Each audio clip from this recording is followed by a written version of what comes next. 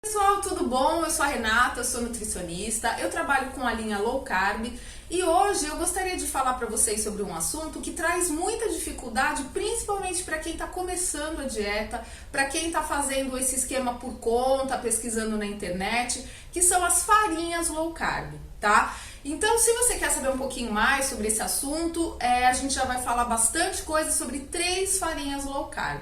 E antes de mais nada, eu gostaria de pedir para vocês curtirem o nosso vídeo, se inscrevam no nosso canal, compartilhem com seus amigos, para a gente poder aumentar essa rede de conhecimento e de troca de experiências sobre a estratégia Low Carb.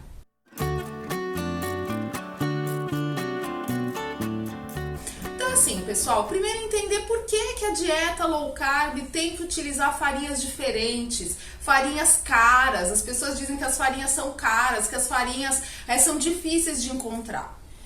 Porque, gente, assim, todas as farinhas que são tradicionais, então, por exemplo, farinha de trigo, farinha de milho, qualquer tipo de polvilho ou tapioca, farinha de arroz, farinha integral, todas essas farinhas, elas têm um ingrediente que é totalmente vinculado à produção de insulina, que é o amido, tá? Então, lembrando o que é o amido. O amido, ele é um colar de glicose. São várias unidades de glicose que estão ligadas numa cadeia, e essa cadeia, ela é quebrada por uma enzima que nós produzimos naturalmente, que é a enzima amilase.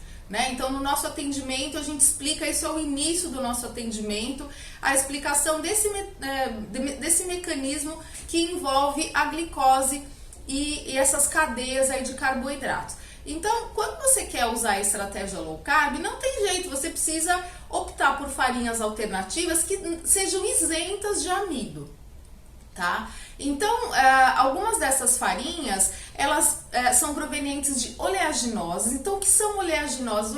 Oleaginosas são castanhas, tá? Então, castanha do Pará, castanha de caju, amêndoas, enfim, todas aquelas castanhas, macadâmia, que a mais comum da gente utilizar é justamente a farinha de amêndoas. Então, aqui eu tenho um triozinho de farinhas, a farinha de amêndoas seria essa aqui, tá? A farinha de amêndoas, ela tem quais vantagens? É uma farinha isenta de glúten, não tem carboidrato, ou tem uma quantidade muito pequena de carboidrato na sua composição, tá? E ela não tem o poder de induzir a produção de insulina de uma forma tão intensa quanto uma farinha com amido, tá? Quais seriam as vantagens da farinha de amêndoas? É uma farinha neutra, de sabor neutro, ela é uma farinha que ela não fica tão gordurosa, porque a farinha de oleaginosa é uma farinha que tem gordura, todo mundo sabe disso, tá? Então, por exemplo, se você faz algum tipo de bolinho, de pão, você vai perceber que ela não tem um sabor que, de repente, só dá para fazer receitas doces, ou só dá para fazer receitas salgadas. Você pode fazer todas as receitas, tá? Geralmente a farinha de amêndoas a gente utiliza na mesma proporção da farinha de trigo, tá certo? Uma outra farinha também que é muito utilizada é a farinha de coco. Então aqui a gente tem a farinha de coco. Ela tem um custo, assim, infinitamente mais baixo do que a farinha de amêndoas. Só que assim, pessoal, farinha de coco não tem o mesmo comportamento da farinha de amêndoas numa receita. Então, por exemplo, você vê lá no site, ou mesmo na minha página, ou no Instagram de alguém que você segue aí de low carb, 1,5 xícaras de farinha de amêndoas. Aí você vai lá, olha o preço da farinha de amêndoas e fala, não, essa aí eu não vou comprar não, vou comprar farinha de coco, que é infinitamente mais barata. E coloca a mesma quantidade. Dá o mesmo resultado? Não. Por que não dá o mesmo resultado? Porque a farinha de coco, ela é uma farinha que ela chupa muito líquido, então ela resseca a receita. Então, de repente, o que seria legal você fazer um blend de farinha? Se você quer fazer alguma receita, até para vender, porque a gente sabe que os custos, eles são muitas vezes um pouco mais elevados, para você fazer um preço de venda interessante. Então, você pode colocar, por exemplo, 1 xícara de farinha de amêndoas e meia xícara de farinha de coco. Isso eu costumo fazer bastante. Outra reclamação das pessoas é que farinha de coco, obviamente, tem gosto de coco. Se você faz esse blend de farinhas, geralmente isso não acontece, né? Agora, lógico, depende se você usa numa receita farinha de coco, leite de coco e óleo de coco. Claro que você vai ter uma receita com gostinho de coco, tá bom? E o grande segredinho que eu queria falar para vocês, eu já falei sobre esse assunto num post, tanto do meu Instagram, quanto do Facebook, que é a respeito do psyllium. O psyllium, ele é um tipo de fibra que é extraído de uma planta. O psyllium, ele é praticamente isento de valor calórico, ao contrário, por exemplo, da farinha de amêndoas, que é uma farinha que tem pouco carboidrato, mas ela tem um pouco mais de calorias.